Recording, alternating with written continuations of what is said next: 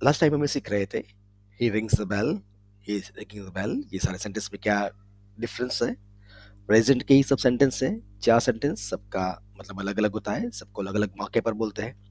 वैसे ही पास्ट के sentence, future के सेंटेंस, और ये सब की आपको प्रैक्टिस करनी थी, लिख लिख कर और बोल बोल कर, और सबका हिंदी वश्य लिखें। एक बात का ध्यान रहे कि जो मीनिंग है इंग्लिश सेंटेंस जो है उसका हिंदी मीनिंग क्या होगा, उसमें कंफ्यूज नहीं होना है। हम हिंदी टू इंग्लिश नहीं सीख रहे हैं, हम इंग्लिश सेंटेंस सीख रहे हैं और उसका हिंदी में क्या अर्थ होगा वो समझ रहे हैं। हम उल्टा नहीं कर रहे कि हिंदी वाक्य का इंग्लिश में कैसे ट्रांसलेशन करेंगे, वो हम नहीं सीख रहे। हम डायरेक्ट इंग्लिश सेंटेंस सीख रहे हैं और उसका हिंदी में क्या अर्थ होगा वो समझना है आपको। ये सारे सेंटेंसेस थे वो अफर्मेटिव यानी पॉजिटिव स्टेटमेंट है। उसमें नेगेटिव और क्वेश्चन कैसे करेंगे? तो ये जो सेंटेंस है ही रिंग्स द बेल, उसका ये पूरा जो टेंस टेबल है इस तरह से होगा। प्रेजेंट, पास्ट, फ्यूचर, ये सब में जो सारे सेंटेंस यहाँ पे लिखे, ही रिंग्स द बेल, वह घंटी बजाता है। He doesn't ring the bell, वह घंटी नहीं बजाता, वो उसका काम नहीं है, कोई और बजाता है। Does he ring the bell, क्या वो घंटी बजाता है? He is ringing the bell, मतलब वह घंटी बजा रहा है। He is not ringing the bell.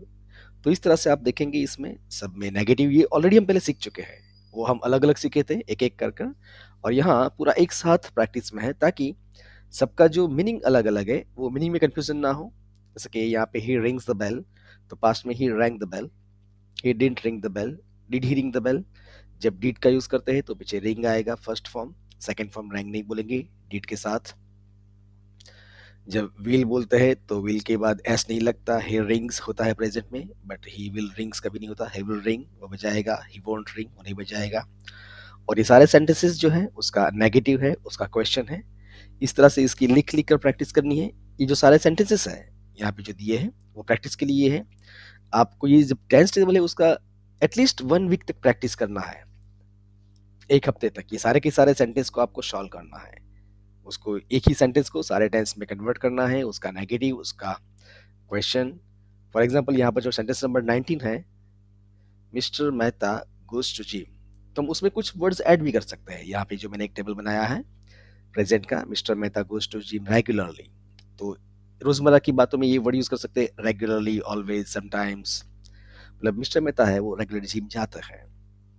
Negative में mister Mehta doesn't go to gym regularly, does mister Mehta go to gym regularly?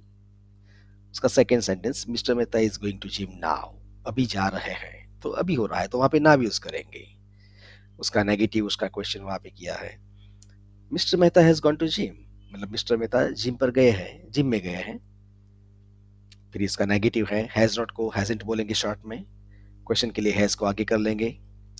Mister Mehta has been going to gym for 2 years, मतलब mister Mehta 2 साल से जिम जा रहा है। उसके नेगेटिव और क्वेश्चंस बहुत ही कम ऐसे पूछ जाएंगे। ऐसा पूछेंगे हाउ लॉन्ग, ऐसे पूछेंगे, वो हम सीख चुके थे। फिर पास्ट में mister Mehta went to gym today, आज मिस्टर मेहता जिम गए थे। देन डिडंट गो, नहीं गए थे। डिड ही गो, क्या वो गए थे? Mister Mehta was going to gym, जा रहे थे। Mister Mehta had gone to gym, वह गए थे। विल गो, जाएंगे, विल बी गोइंग, जा रहे होंगे। विल हैव गॉन, जा चुके होंगे, गए होंगे, इस तरह से। तो ये जो एक ही सेंटेंस है उसका नेगेटिव और उसका क्वेश्चन कैसे करता है, आप इसका स्क्रीनशॉट ले सकते हैं, उसको नोटबुक में लिख सकते हैं। और इसी तरह से आपको ये सारे सेंटेंसेस की प्रैक्टिस करनी है। इतना प्रैक्टिस करें कि कोई भी सेंटेंस देखकर समझ में आए कि ये किस तरह का सेंटेंस है, ये पॉजिटिव, नेगेटिव, क्वेश्चन, और उसका हिंदी में एग्जैक्ट मीनिंग क्या होगा।